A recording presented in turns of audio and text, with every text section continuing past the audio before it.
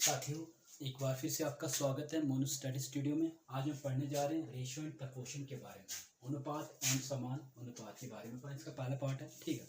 Ratio जो हमारे पास होता है, रेशियो जो निकाला जाता है वो दो क्वांटिटी के बीच में निकाला जाता है, उनकी कंपेरिजन के वहाँ पे किया जाता है।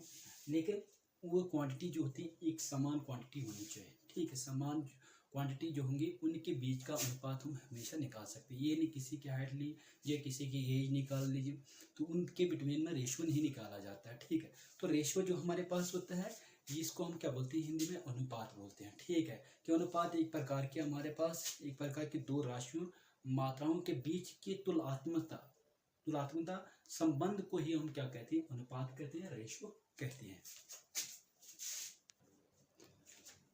तो क्या होता है ratio? The comparative relation between two amount या quantity of the same type is called ratio. तो क्या इसका मतलब अनुपात एक प्रकार की दो राशियों मात्राओं के बीच के तुलनात्मक संबंध को हम क्या बोलते हैं, अनुपात बोलते हैं या रेशियो बोलते हैं, ठीक। इसके कुछ पॉइंट्स आपको याद रखने कि रेशियो जो हमारे पास दो अमाउंट का वो इक्वल होता है उनके फ्रिक्शन का, ठीक है। दूसरा ये रेशियो में बताता है, ठीक है, कि जो अमाउंट है वो कितना कम कितना ज्यादा है एक दूसरे की कंपैरिजन में, ठीक है। रेशियो जो हमेशा हमें कि जो है वो समान यूनिट के बीच में इकाई के बीच में होता है, ठीक है। क्या अनुपात हमेशा जो हमारे पास समान इकाई के बीच, इसमें जो रेशियो में निकालना पड़ता है वो रुपीज के बिटवीन होगा, वेट के बिटवीन होगा, आर के बिटवीन, एज के बिटवीन होगा, ठीक है। ये नहीं हमारे पास कि एक का हमने रुपीज़ लिया दूसरे का केजी लिया, ठीक है। क्योंकि आप जब कहीं पर कंस्ट्रक्शन होती है वहाँ पे जो मिस्त्री होता है आप उसको पूछते हैं कि आप यहाँ पे क्या रेशियो लगा रहे हैं, ठीक है। सीमेंट कितना लगा रही है, रेत कितनी डाल रहे हैं उसमें, तो वो बताता है कि मैंने इतना इतना रेशियो लगाया, ठीक है। तो रेशियो इट मीन्स वहाँ पे क्या होता है, कंपेरिजन हो रहा है, तुलनात्मक कर रहे हूँ, ठीक है। कि रेशियो में कभी भी नंबर से मल्टीप्लाई करने पे कोई फर्क नहीं पड़ता है, लेकिन जोड़ने और घटाने से उनमें फर्क पड़ता है। कैसे दिखने यहाँ पे आपको एग्जाम्पल उदाहरण के तौर पे बताऊंगा कि मल्टीप्लाई केस पे कैसा फर्क नहीं पड़ता है। उदाहरण के तौर पे हमारे पास हमने एक एग्जांपल ली कि ए रेशो बी किसके बराबर है, 7:3 के बराबर है, ठीक। जब हम मल्टीप्लाई मान लिया हमने इसको 7 का टेबल पढ़ता जाएगा, 7 का टेबल हमने पढ़ा, 7 2 14, इसको भी 2 से मल्टीप्लाई करेंगे, 7 3 2 6। इन दोनों को जब डिवाइड करेंगे काटेंगे तो हमें यही रेशो मिलता है, ठीक। अगर इसको और आगे बढ़ाएंगे तो इट मीन्स हमारे पास 21 × 9, ठीक है। काटेगा 7 3 21, ठीक, 3 7 21, 3 3 9, फिर हमें यही रेशियो में। इट मीन्स मल्टीप्लाई करने पे हमें कोई फर्क नहीं पड़ता, लेकिन अगर हम ऐड या सब्ट्रैक्शन करेंगे तो इनके रेशियो में बड़ा गहरा असर पड़ेगा। अगले हमारे पास एग्जाम्पल है 2.75 रेशियो 88, ठीक है। रेशियो जो है उसको कभी भी दशमलव में या इट मीन डेसिमल या फ्रैक्शन में नहीं लिखते हैं, हमेशा उसको सरल रूप में ही लिखा जाता है, ठीक है। तो इसका जो हमारे पास डेसिमल फॉर्म में है इसको हमें सरल रूप में लिखना है, ठीक है। तो ये हमारे पास हमने इसके डेसिमल को हटा देंगे, 275 रेशियो 88, ठीक है। इसको हमने क्या किया, इसके हटा के इसके बिटवीन में नीचे क्या आता था, पॉइंट की जगह पे 1, पीछे कितने 2 डिजिट 100, तो हम क्या करते हैं यहाँ पे 100 से इसको मल्टीप्लाई करेंगे, ठीक है। तो 100 से मल्टीप्लाई करेंगे तो 100 और 100 कट जाएगा, ठीक है। बचेगा हमारे पास क्या 275 रेशियो 880, ठीक है।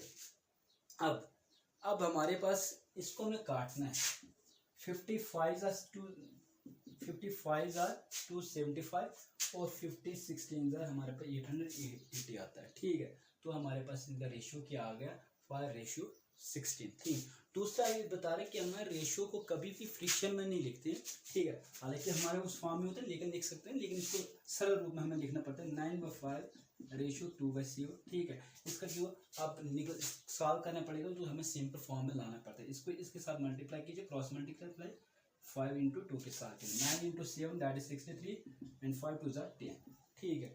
तो इस तरीके से हम लिखा जाता है। थर्ड अगर अपन एग्जाम्पल देंगे हमारे पास तो 3/10 रेशो 7/15 रेशो 13/20, ठीक। तो हमने क्या करना है, सबसे पहले हमारे पास जितनी डिनोमिनेटर है 10 15 और 20 इनका आपने क्या करना है, एलसीएम निकालना है, ठीक है।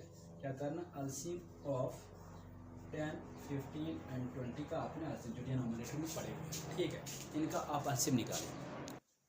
तो इनका जो एलसीएम निकला हमारे पास 60, ठीक है, 60 इंटू हमारे पास जो ये रेशियो इनको कीजिए मल्टीप्लाई, 10 होता है 10 6 jar 60 6 3 jar 18, 15 1 jar 15, 15 4 jar 60, 7 4 jar 28, 23 jar 60, 13 3 jar 39। तो इनका जो रेशियो निकला वो हमारे इस फॉर्म में निकला, जिसको हम सरल रूप में बताते हैं, ठीक है, स्टैंडर्ड फॉर्म में। तो आप हम कंसेप्ट पढ़ेंगे रेशो के, ठीक है। तो पहला कंसेप्ट हमारे पास है कि if A and ratio B, क्या हमारे पास 9:5 और बी रेशो के हमारे पास सी क्या है 11:7 है। आपने फाइंड आउट करना है ए रेशो बी रेशो सी क्या होगा, ठीक है। तो हमने क्या करना है कि ए रेशो बी हमारे पास कितना है 9:5, ठीक है, बी रेशो सी हमारे पास के 11:7, बी यहाँ पे बी यहाँ पे, हमने क्या करना है बी को कॉमन करना है, ठीक है। कॉमन क्या, इट मीन 5 और 11 को कॉमन करना है, ठीक है। हमने 5 और 11 का टेबल पढ़ते जाना है, एक समय ऐसा आएगा कि वहाँ पे दोनों की वैल्यू एक समान आएगी, ठीक है।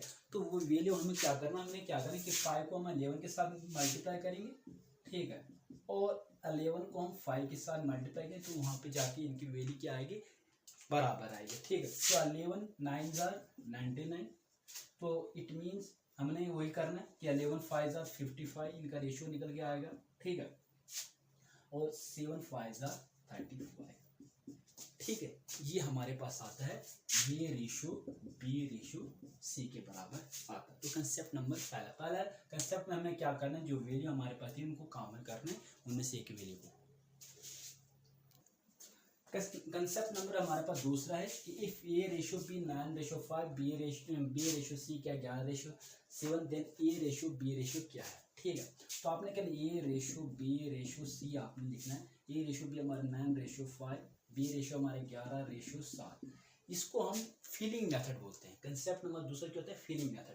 जहाँ भाई जगह खाली तो यहाँ पे इस वाले टर्म को आपने आगे लेना है, यहाँ पे 5 लिखे, यहाँ पे एक वाली जगह खाली, यहाँ वही नंबर आपने आगे करो। इसको मल्टीप्लाई 9 11 99, 5 11 55, 7 5 35। तो इस क्लास के कंसेप्ट को हम बोलते हैं फिलिंग मेथड बोलते हैं, ठीक है। तो इस तरीके से हम उनका रेशियो फाइंड आउट कर सकते हैं। ये तो सवाल अगले हमारे पास है कंसेप्ट नंबर दूसरे पर ही कि ए रेशो बी हमारे पास ए रेशो 2 दिया, बी रेशो 3, सी जो हमारे पास 5 रेशो 6 दिया है, सी रेशो डी हमारे पास 7 रेशो ये क्या डी रेशो ई हमारे पास की ना 4:9। तो मैंने इसकी वैल्यू भर दी है, ठीक है। उसी मेथड से आपने इनको आगे लेना है, इनकी फिलिंग करना है। 2 यहाँ पे, इस 2 को आगे आपने लेते जाना है। यहाँ पे 5 इसको आगे लिखे, 6 फिल करना वही नंबर, 7 को आपने आगे 1 4 4, ठीक। अब इनको मल्टीप्लाई कीजिए, 7 4 28, 28 5 हमारे पास 140,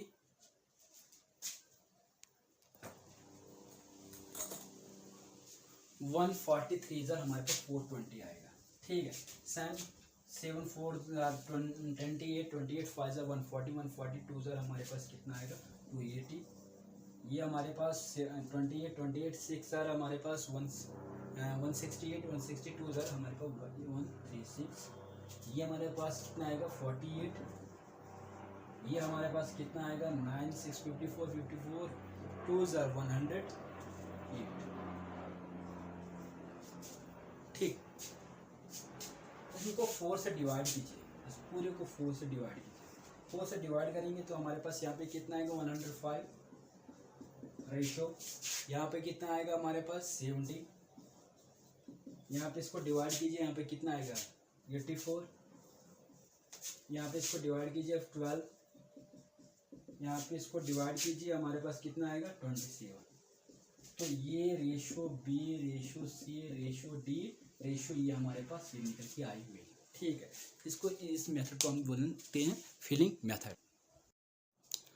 अगला कंसेप्ट हमारे पास थर्ड है कि यदि 4a जो है 5b के बराबर, 5b का रेशो जो है वो किसके बराबर 8c के बराबर होता है, ठीक है। तो a ratio b ratio c किसके बराबर है, ठीक है। तो हम क्या करें, लेट्स यानी कि 4a, ठीक है, 4a is equal to 5b, 5b is equal to 8c, ये किसके बराबर 1 के बराबर। ठीक है, मान के चल रही है हमारे पास।